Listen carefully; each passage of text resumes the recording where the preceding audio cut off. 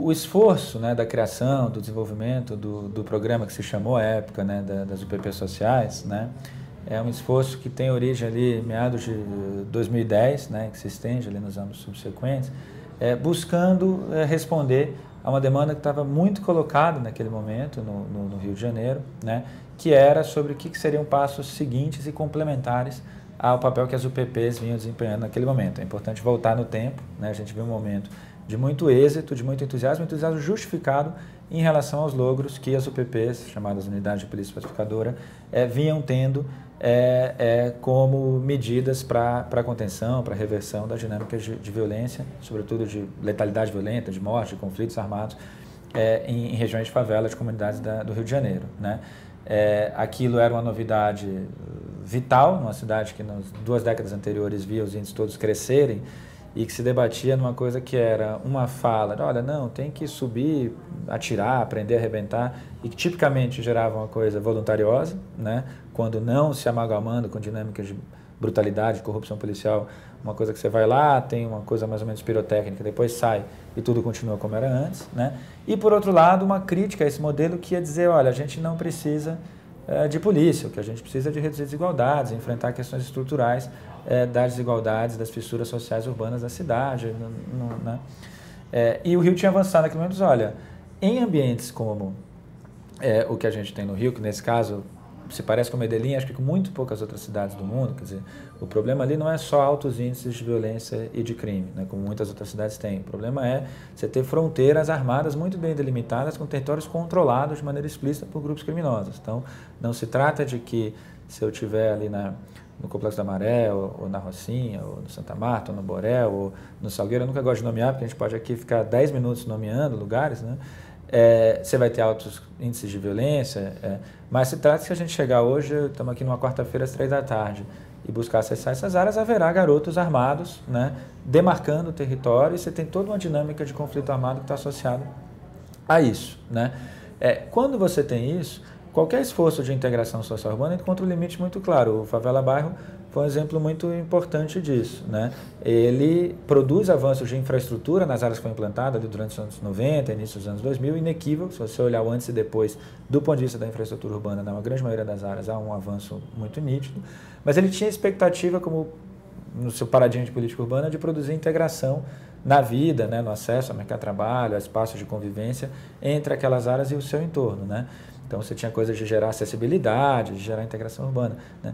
Você pode ter o que for, quer dizer, você cria uma via de acesso, você tem grupos armados controlando, é evidente que ninguém vai cruzar aquela fronteira de maneira natural, é evidente que o estigma permanece, é evidente que o acesso, seja para prover serviços públicos, seja para organizações da sociedade civil e outros atores, estará limitado e condicionado pelo poder ilegal que está exercido naquele território, quer dizer, aquilo mina, erode imensamente a possibilidade de a gente avançar. Então, tem um reconhecimento nas UPPs que de um lado, sim, desfazer a fronteira armada é fundamental para reabrir as portas para que uma série de avanços sociais, econômicos, urbanos de integração possam se fazer, de fato. E dois, é muito importante, obviamente, a gente ter direitos sociais, das econômicas, mas a liberdade de ir e vir, a integridade física, poder ir para a escola sem ter tiroteio, poder ter as crianças na creche sem precisar se agachar, porque pode vir uma bala perdida, né? Circular pelas zonas, receber visitas, independente de onde é que elas moram, onde é que elas deixam de morar, isso tudo são bens fundamentais do dia a dia da vida das pessoas.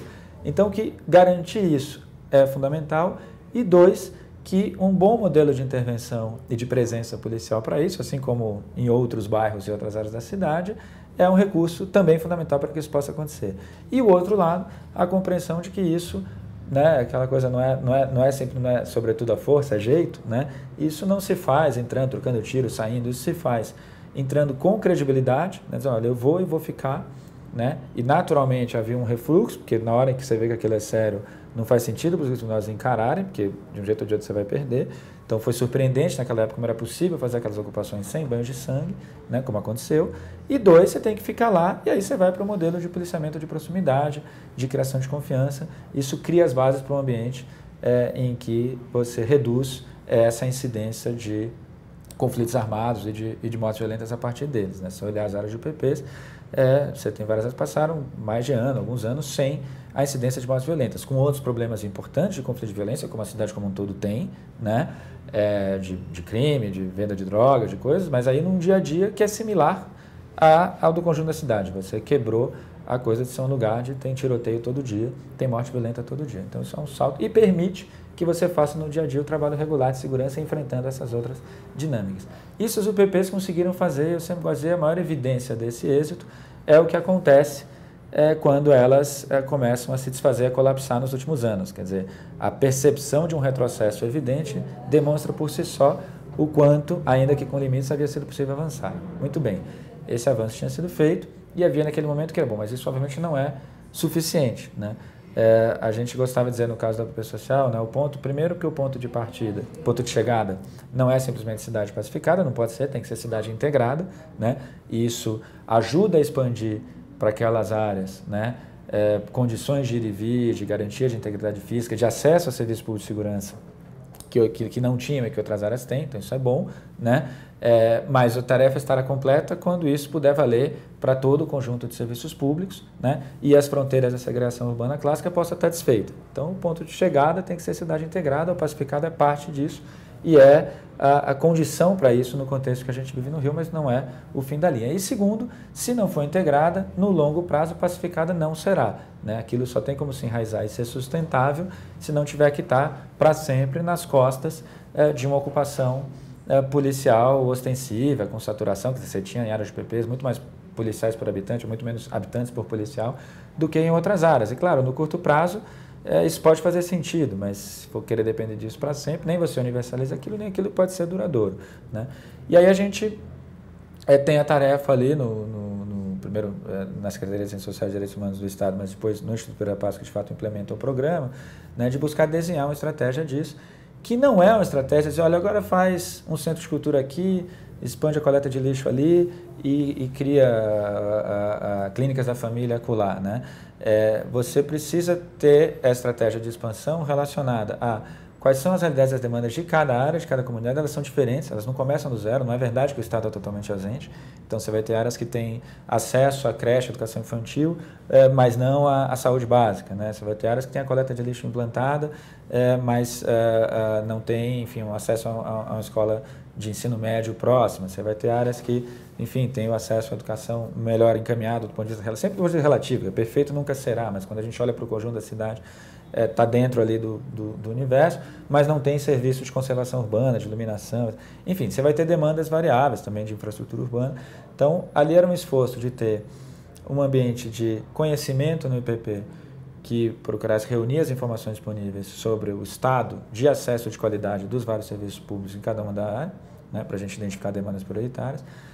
Atores, grupos, equipes atuando em cada território em campo num processo de escuta, de participação com a comunidade local.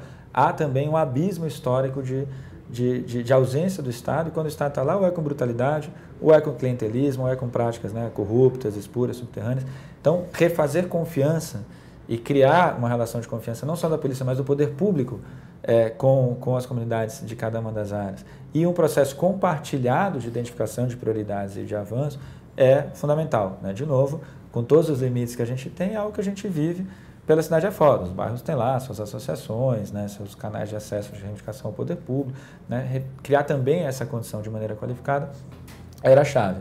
Então, ao lado do conhecimento baseado em dados e indicadores, produzir conhecimento e escuta baseado em presença local, com equipes de campo dialogando com vários interlocutores nas comunidades, né? Essas coisas informando um trabalho de planejamento de prioridades para cada área e aí um trabalho de coordenação institucional para dentro, sobretudo da prefeitura, e buscando articular também com o governo do estado naquilo que é pertinente, né? De identificação de ações planejadas e a partir das prioridades coordenar as respostas. Olha, aqui a gente precisa avançar com a expansão da coleta de lixo nessa comunidade, né? Como é que está a cobertura de saúde básica e como é que a gente pode expandir, como é que isso pode entrar no plano, no roteiro de cada secretaria naquilo que lhe compete. Então, era um exercício mesmo de mobilização para essa expansão de serviços sociais urbanos, de qualificação deles e de, fundamentalmente, coordenação de política pública para isso. Aí, muito toda a coisa de política urbana, de como é que você cria coordenação de ação no território. Com frequência, a gente é perguntado, por que aconteceu? Que as UPPs falam, olha, Tem uma coisa de pano de fundo, né? Acho que o Estado do Rio colapsou em muitos sentidos, fiscal e moralmente, né? Isso implode, debilita, é muito difícil. Eu digo, se eu for lá capitão de um UPP, como é que eu mobilizo ali né, os policiais lá da unidade? Falam, olha, vamos trabalhar sério, tem que fazer e tal, se você não tem combustível, está com o salário atrasado, está vendo todo o colapso moral, de corrupção do Estado, muito difícil. Mas, sobretudo, é um pouco, olha, tudo aquilo que se falava lá atrás, de que aquilo era um primeiro passo muito valioso, mas era um primeiro passo, tanto do ponto de vista policial, né? Como é que você implanta unidades permanentes, grande parte das PPs até hoje tem lá containers, instalações provisórias, é incrível, é um programa menino dos olhos, né? Como é que você tem treinamento, que você faz 1, 2, 10, escolhendo a dedo quem vai comandar, policiais novos, mas quando aquilo vai para a escala e vai para áreas maiores, isso passa a ter um rebate na própria estrutura das polícias militares. Então, como é que você vai ter formação e qualificação permanente dos policiais e das policiais para dar conta daquilo na escala e no longo curso? Isso era um passo seguinte fundamental, pensando em policiamento comunitário, de proximidade. A gente na época falava, a grande pergunta é se no médio prazo as UPPs incidem sobre a cultura enraizada e as práticas enraizadas da Polícia Militar do Rio de Janeiro, ou ao contrário, essas práticas e culturas absorvem as UPPs. E essa era a disputa. Acho que para isso dependia de uma série de coisas que também não avançaram, não porque não houvesse dentro das polícias quem quisesse avançar, acho que faltou de fato ali resolução para ir além, né? Não é só a presença, como é que você cria mecanismo de controle e de confiança, né? No começo era, olha, todo mundo tem o celular do capitão ou da capitão que lidera, isso é muito bom, né? Mas isso não é um mecanismo institucional que dê conta de lastrear criação de confiança, de diálogo e de controle de desvio de conduta, de abuso, de corrupção, no dia a dia pela instituição, né? Qualquer polícia do mundo está sujeita a isso, o problema não é ter policiais que, né, ninguém aqui vai estar sujeito a desvio, como é que você tem mecanismos de controle institucionalizados que permitem que ao longo do tempo você não seja capturado por práticas espúrias, né? Você também não tem isso. Depois você tem que pensar em investigação, e tem todo o pacote de prevenção, acesso à justiça, né, lidar com prevenção de álcool e outras drogas, o esforço de desarmamento, né, esvaziar o estoque de armas, não só pequenas, mas pesadas, que aquelas áreas tinham, quer dizer, isso foi muito tímido, né? Então tem todo um pacote que tem a ver com a segurança pública, em sentido mais estrito, né, a gestão das polícias e da justiça criminal, e um pacote que tem a ver com políticas públicas de segurança em sentido mais amplo e com essa integração, né? Porque a gente dizia, olha, essas coisas de fato aconteceram muito timidamente, né? E na hora em que você expande e vão se passando os anos, né, a dizer que esses eram passos subsequentes necessários não é retórico, é baseado na experiência de outros lugares, né? Então, acho que o que a gente colhe anos depois é o fato de que um programa que ficou no primeiro passo encontra seus limites. Quando isso se soma todo o cenário mais amplo da crise do Estado, a gente tem um cenário de reversão e de desconstrução. Mas, naquele momento, né, todo o movimento, acho que foi um momento muito feliz do Rio ali, de fato houve avanço, de fato houve oportunidade de dar um salto. É um belo tema de debate, podemos fazer mais seminário, por que esse salto não conseguiu se enraizar, né? Mas o programa das UPPs sociais era sobre produzir a coordenação de esforços dentro do poder público e na sociedade nessa direção.